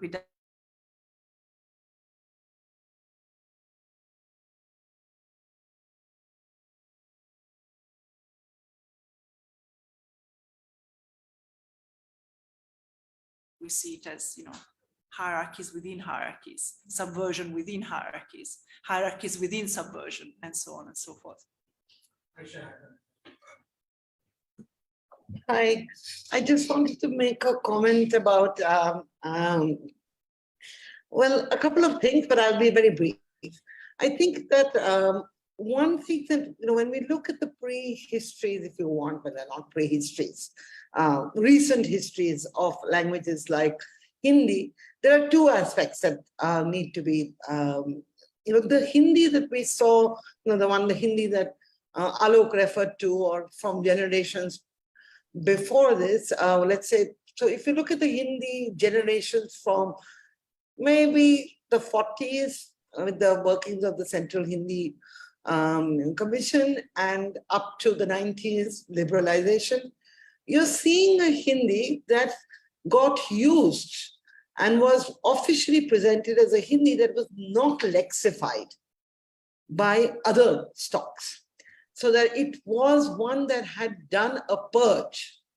And so the insurrection of market-driven code mixing is the fact that it is not a relaxation. It doesn't admit back Urdu words into it. It's not a relaxation of that norm, right, of borrowing. Whereas when you look at, literature in both Hindi and Urdu from the 40s, 30s, 40s, there is free borrowing from English. So that I think that we have to make a distinction. It's a particular problem of Hindi, and that the code mixing that is allowed now and which is seen as a give space is ideologically loaded to maintain the exclusionary property of Hindi, to not displace it too much. And that's what makes this whole phenomenon interesting, that the market trumps that. Right? So you can borrow English affixes, right? And you can stick them onto words like English-tani. But I don't think that anybody's going to coin a bay adjective anymore. So I think that history, immediate history, that we need to think of. And that's when you see fun and play, etc. It's a very specific history of Hindi. And I suppose that goes back to Alok's point about the subversion of that Hindi, of that particularly, Shuddha normative Hindi. But as you're right, without going in the direction of Hindustani. Yeah. I see very tiny faces there. I don't know if any of the contributors want or Ravikant want to add anything. This is our celebration of our book.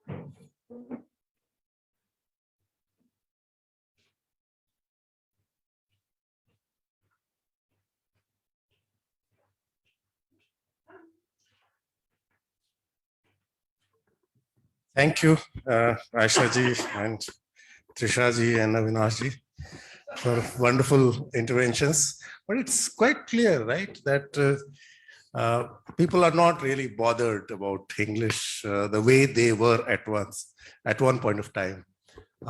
It doesn't really, rattle us anymore. It rattles the Biharis even less. And I'm addressing Alok here. क्योंकि इलाहाबाद वाले तो शुद्ध वाले होते ही हैं, लेकिन उधर इलाहाबाद से थोड़ा उधर बढ़ने के बाद no, I think there's a larger thing here that needs to be recognized. Apart from of course, there are situations where we can read power, and there are situations where we cannot read power. But is there a power story in a larger historical sense? When Kabir was saying that Bhasha Bahta Neer, is there a socio-linguistic point that he is trying to make or not? Or if certain languages grow in spite of all the policing and all the controlling and all the grammar, etc. There must be something, about the way people use language, and therefore each person actually has one's unique language, right? Which is a mixture of so many things. So mixing is the norm, is what I would say. It's not natural. One can read it, all kinds of hegemony stories there, and also counter hegemony stories there. But I think that the language story is far more complicated than to be, ideologically reduced to this or that. And one of the things that we are trying to do here is that I wish, it could be so simple ideologically. It's not, as Akriti also, is trying to struggle with the Divya Prakash Dubey phenomenon. And whether it is, patriotic, or whether it is redefining the patriotic and trying to reclaim a space that is being taken away. Because there is a role model, there is an ideal Hindi, right? Shuddh Hindi, Alok's Allahabadi Hindi, right? Against which there's this fun and frolic and of course defiance. All of that is there, but it's also kind of a assertion. Sazana Jaydev's essay, for example, that one person can have different domains and different registers of the same language, and humiliation stories, and then trying to recover from those humiliation. All of that is part of a socialization. Our effort was to capture these, whatever is available in various media registers, to take it seriously and to say, perhaps Francesca would agree with me, to say that, look, English is here to stay, enjoy it, because there are so many people who are enjoying it. That is how languages have always been and grown. Of course, sorry, there would be, this is a very, it's a generalization, and I'm sure you can quarrel with me. Okay, you are excited, Rituj.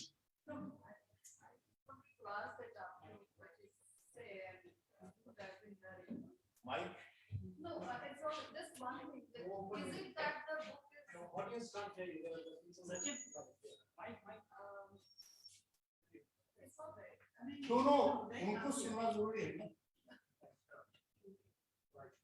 और भी लोग हैं।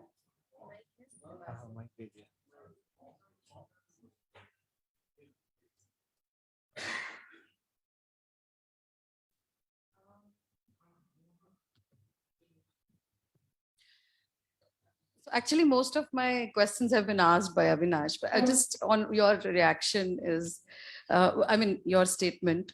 So is it that the book is about that the language is, English is about still shared emotion?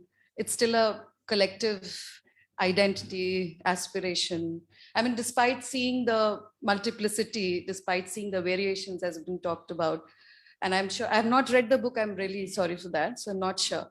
But just that, as you were putting it, that you are not going into ideologies of it, do not want to go into the seriousness or the, what are the manifestations further. But so overall, is it so that the book is stating that it's a collective shared emotion, which is now shared? And there's also a sense of we the people of India. Is it like that? So. No, I don't think so. No, I don't think we are making any kind of generalizing statement, because that then would be putting one meaning, no, and one label to what English is, whereas what we're going to do is exactly the opposite, no, to say not just that there are many forms, but they carry very different meanings. So And the interesting thing is exactly that they can be opposite meanings. So it can be subversive, or it can be, instead enforcing a new or sort of establishing a new hierarchy, or, it can be patriotic, it can be, anti-English itself, the Bhojpuri English mean.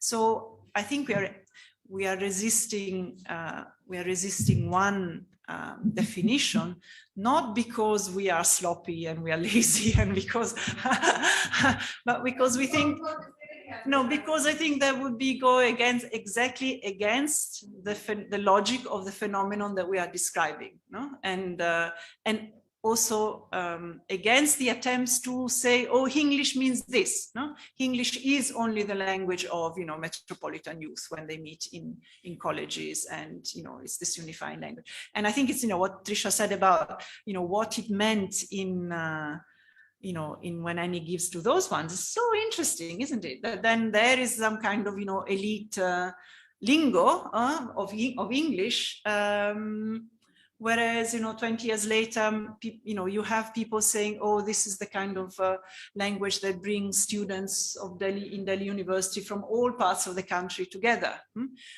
Of course, if we were linguists and we did the kind of exact description and analysis of the micro, then probably we would also see difference that, again, it's not just the same language. But still, I think that was a really powerful counterexample for me. And Kartik also. In the modern days, in the days of WhatsApps and signals, and the younger generation communicating, if you ever heard them, and you understand that English is the language they use. Like, let's go for a dekho. If they have to go to a market to do some window shopping, let's go for a dekho. And recently somebody just sent me a message, callu, should I call? So, and the person is a very senior person. I mean, he must be 58, 59. Then I realized that, okay, so it's not that, it's only the younger ones who are, Englishized. It's everyone who's on the digital platform is Englishized. That's what it's just a small comment that I want to make. And I think one point that we haven't touched is also script, no? So how much the Roman script is part of the equation. And so tolerance included increased tolerance and some preference.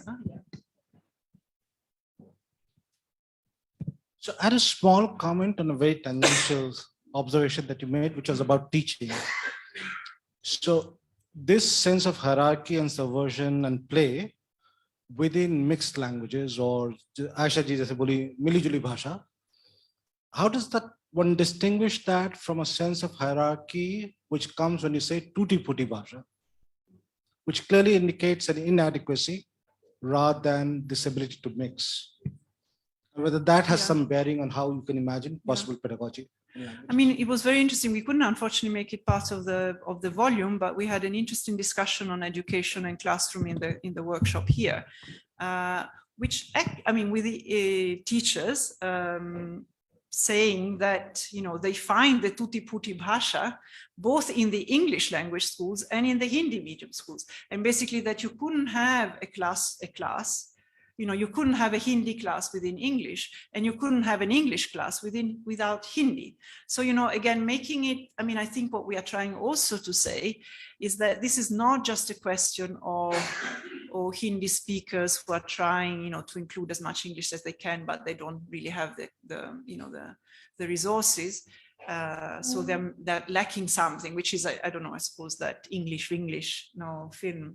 But it's also, English, it's a situation of English classrooms and pedagogy. And I think the only person who said, oh, well, you can have very good, instead full bilingual control is if you start with, Hindi or whatever your, mother or regional tongue language is, and then include English later, which is exactly the kind of the situation that is not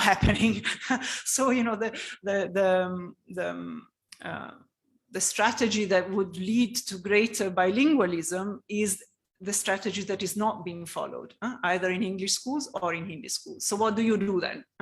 I think we come back to Ravikant's point about, existing reality as opposed to, how we would like it to be. मेरा बस थोड़ा सा मतलब मेरे अपने personal experience है, मैंने अभी किताब तो नहीं पढ़ी है, लेकिन जैसे अभी ये जो पूरी इंग्लिश है, जाहिर सी बात है, एडवर्टीजमेंट्स, सिनेमा और ये जो रेडियो है, एफएम चैनल्स, ये आज मतलब इसको ज़्यादा प्रोड्यूस कर रहे हैं. लेकिन एक तरफ ये भी है कि यही मल्टीप्लेक्सेस बहुत सारी ऑडियंस को सिनेमा से बाहर कर चुका है. टीवी भी अब मतलब लोग पता नहीं कितना एडवर्टीजमेंट्स पे भी ध्यान देते हैं, वो ज़्यादा पोलराइज्ड हो चुका है और उसमें तरह तरह की और दूसरी चीज़ें लोग देखते हैं. नो डाउट हिंदी अडॉप्ट करती रही है बहुत सारी चीज़ों को, जैसा कि सभी स्पीकर्स ने ये इस बात को मेंशन किया ही है कि तरह तरह की हिंदी है. एक मोहल्ले में भी थोड़ा सा मतलब इधर उधर हो जाइए तो वहाँ भी बदल जाता है, ठीक है. और इंग्लिश में लोग मतलब एक क्या ये अब किसी को इंग्लिश नहीं आती है तो वो इंग्लिश बोलने का प्रयास करता है. हमने आमतौर पे अपने एक्सपीरियंसेस से भी हम जानते हैं कि हमारे यहाँ लोग अपने बेटे को भी कह सकते हैं डोंट डू दिस, और अपने डॉगी को भी कह सकते हैं डोंट डू दिस, या रॉकी ईट, इस तरह की इंग्लिश लोग इस्तेमाल करते हैं. तो ये क्या इंग्लिश ना आने से उपजा एक हीन भावना है जो उसको इंग्लिश से वो इंग्लिश की तरफ बढ़ना चाहता है. और दूसरा ये कि ये भी हमने देखा है कि जैसे अभी कुछ दिनों पहले एक हिंदी का स्टैंड अप कॉमेडी काफी वायरल हुआ था, जो बेसिकली यहाँ के आईएनए मार्केट को लेकर के था कि ब्रदर टी शर्ट पीछे से आके कहता है. तो वो लोग भी ये क्या कम्युनिकेट करने की कोशिश कर रहा है या उसके अंदर की कोई जो है कोई ग्रंथि है जो उसको इस तरह से बात करने के लिए मजबूर कर रही है. तो ये कुछ है मेरे छोटे छोटे सवाल. Thank you.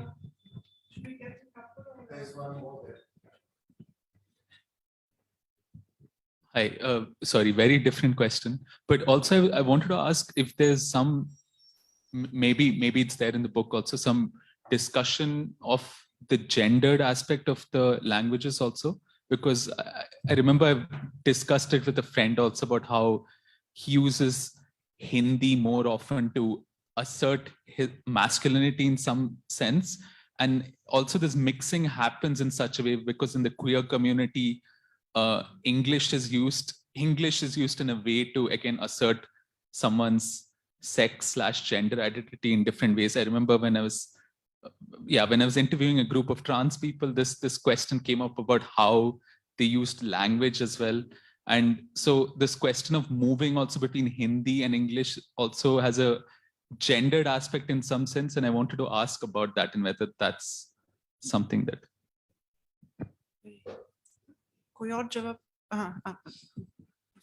Thank you for such a wonderful discussion.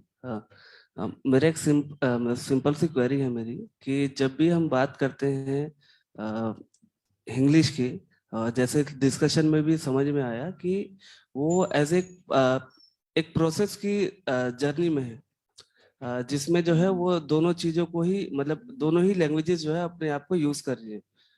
मतलब तो मेरा जो सवाल है वो ये है कि एज ए जर्नी जो दोनों ही लैंग्वेजेस एक्सपीरियंस कर रही है, उसमें जो है कैसे जो है ये दोनों लैंग्वेजेस एक दूसरे का यूज कर रही है. एक तो मुझे मतलब ये थोड़ा सा समझना है, और दूसरी चीज ये कि इस जो मिक्सिंग है इसमें क्योंकि as a political science student मेरा फोकस इस चीज पर है कि कैसे जो है उसमें जो फॉर्म ऑफ डोमिनेशन है और कि एक को जो है मतलब इन दोनों लैंग्वेजेस में किस भाषा का स्तर जो है एक मतलब सुपीरियर है और दूसरा जो है इंफीरियर है, या फिर ये कॉन्टेक्स्ट के हिसाब से या एरिया के हिसाब से जो है वो चेंज हो रहा है. तो मुझे इसकी थोड़ी सी जानकारी चाहिए. बस आखिरी एक दो बातें, बड़े सवाल हैं कुछ, और हम कुछ इशारे कर पाए हैं किताब में, और कुछ for example this question about transgender and gender and language is a big question. And once again, I would say that there are variations across the regions, across times, and also depends on how urban is this movement that we are talking about. Do we have possibilities for other registers in other regions? Depends. We will have to get some more data to be able to say with, but I think there's a wonderful hint there, and I quite understand why. A kind of particular pure masculine Hindi is the way it is seen as. There's a history to that language which Alok Rai has written about, and now it's available in Hindi, but it is his Hindi. And not the Himadri Tung Shring se Prabuddha Shuddha Bharati wali Hindi. So Alok had also asked this very complicated question: can we actually have sad songs in English in one of the workshops? I think we are getting there. Not yet, but yes. For example, breakup song is a breakup song, but it's a song about a new context. And it's also trying to subvert the idea of breakup and Devdas-like kind of condition after the breakup, right? No, we are not going to cry like our ancestors did, right? That was the tragedy king and tragedy queen days, right? So we have moved on, and we'll cry in English also. That's what I also try to suggest. Domination, yes, depends. If you feel bad, if you always feel inferior about Hindi versus English, then you will say कि नहीं, ये तो हिंदी के इलाके में अंग्रेजी की पैठ है और अंग्रेजी हिंदी को मार रहा है. इसको आप ऐसे भी देख सकते हैं कि अंग्रेजी में हिंदी भी तो जा रही है, और अंग्रेजी में जब हिंदी घुसती है तो अंग्रेजी वालों को परेशानी क्यों नहीं होती है इतनी? That is a question we need to ask, and it is a question. Of course, अंग्रेजी हिंदी में वर्चस्व की लड़ाई भी है, झगड़े की भी लड़ाई है, लेकिन जैसा कि कई लोगों ने कहा है, सत्ता सिर्फ अंग्रेजी के पास ही नहीं है, सत्ता हिंदी के पास भी है. डिपेंड करता है किस संदर्भ में. जैसे अगर हमारी मगही से आप उसकी तुलना करेंगे तो जाहिर है हिंदी के पास सत्ता है. तो वो बदलती हुई स्थिति है, और बदलता मतलब मेरे पास सारे सवालों का जवाब नहीं. वो जो अविनाश ने कहा था कि उसके एंटीसीडेंट्स को ट्रेस करने की जरूरत है, और वो है कैथी हैंसन का जो पीएचडी है उदाहरण के तौर पर रेणु पर, और एक जो पूरा लेख है कि रेणु में किस तरह की इंग्लिश आती है और हिंदियाइज होकर के आती है या तद्भवाइज होकर के आती है, उस पर बहुत खूबसूरती से लिखा है उन्होंने. और जोशी जी तो तुम्हारे हमारे और संजीव और कई लोगों के प्रिय है सारे. तुम प्रवीण यहीं पूछ लोगे सवाल, ठीक है? आखिरी सवाल है, इसके बाद विल क्लोज. हाँ, चेयर इज सेइंग नीचे चल गए. Precisely my point that you mentioned the last thing, that of course Hindi is also traveling to English, but when English travel to Hindi land, I see as a departure, English is coming to Hindi land. The base is Hindi. It remained part of English and some sort of in a very different form creolization. But when Hindi goes to English, it became italic. Panchayat became council, and then you have to explain what does it mean. So in that way, it is happening the other way. It's not happening the way Hindi is adapting, if I may, the way Hindi is adapting English. But when the Hindi goes to the English, it remains in italic form. So I was thinking, my question was like, what do we do when this thing is informed the other side of the story? Like, okay, the Hindi is going, but in a... is inferiorization.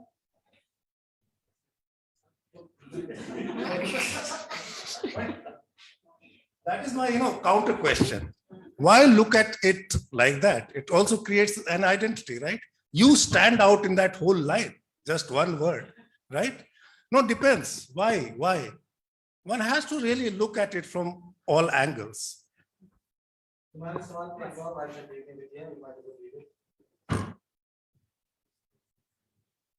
I'm not sure. I'm not sure. I think anybody who's been in school, English schools, I think knows that there are lots of purges in English as well. So anyway, thank you very much for your questions and for coming and for staying. And